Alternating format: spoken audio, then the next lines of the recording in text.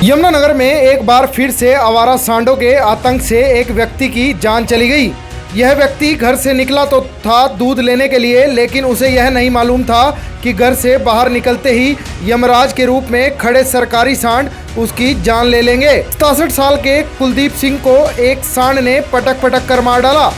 इसके बाद निगम की नींद खुली और उन्होंने इस आवारा सांड को पकड़कर गौशाला में छोड़ दिया।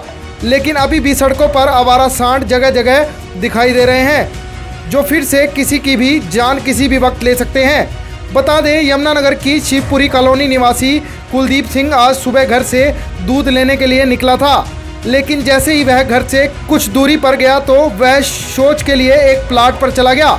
यह आवारा सांडों ने 67 साल के कुलदीप सिंह पर हमला कर दिया। मामला सुबह सुबह का था और ऐसे में इक्का दुक्का लोगों ने ही इन आवारा सांडों को कुलदीप सिंह पर हमला करते देखा तो उन्होंने शोर मचाना शुरू कर दिया। हालांकि लोगों को देख आवारा सांड पीछे तो हट गए, लेकिन तब तक कुलदीप सिंह के प्राण निकल चुके थे। सूचना मिलते ही कुलदीप सिंह के परिजन मौके पर पहुंचे और उन्होंने उठाकर सिविल अस्पताल यमुनानगर लेकर पहुंच गए। यहां डॉक्टर ने जांच के दौरान उन्हें मृत घोषित कर दिया। कुलदीप सिंह की मौत के बाद नगर निगम अधिकारी अपनी नींद से तो जागे, लेकिन एक ही सांड को पकड़कर गौशाला में भेजने का काम किया। लेकिन बड़ी बात तो यह है कि यमुनानगर की हर सड़क पर न जाने कितने आवारा सांड खुले घूम रहे हैं, जो आए दिन किसी न किसी पर हमला जरूर करते हैं और उसे चोटिल भी कर देते हैं। ऐसे में नगर निगम इन आवारा सांडों को क्यों नहीं पकड़ता, जबकि पहले भी यमुनानगर में एक महिला की ऐसे ही आवारा सांड ने जान ले ली थी और अब फिर से एक व्यक्ति इनका शिकार बन गया।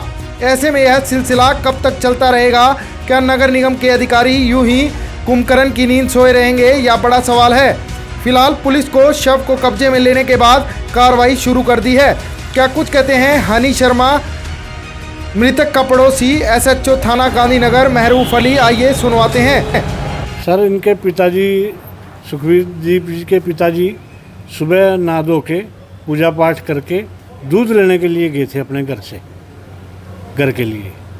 तो वहाँ उनको बाथरूम आ गया, तो वो खाली प्लाट में बाथरूम करने के लिए जैसे ही खड़े हुए तो हमारे एरिया में आवारा सांड, बैल, गायें फिरती रहती हैं जी। बड़ा बुरा हाल है जी। पहले भी एक लेडी को मारा है जान से। तो इनके पिताजी को पता नहीं था और पीछे से सांड ने उन पर आक्रमण कर दिया।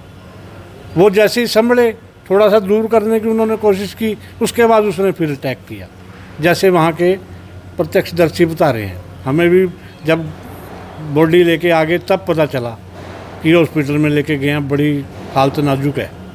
तो वो बताने वाले तो ये बता रहे थे कि वहीं at the spot he death हो गई थी उनकी। ऐसे जैसे आवारा सांड ऐसे घूमते हैं, तो लापरवाही किसकी मानते हैं? सर, ये निगम की लापरवाही है, सरकार की लापरवाही है। ये कैसी, या जिनके जो जानवर छोड़ रहे हैं उनकी लापरवाही है। उनके ऊपर कार्रवाई होनी चाहिए, जिसका जानवर है वो।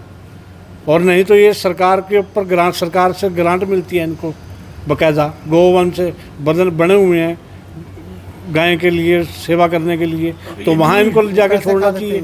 अब ये गरीब आदमी है, कमाने वाला वही था, जागीरदार। अब इनका कैसे गुजर बसर होगा सर?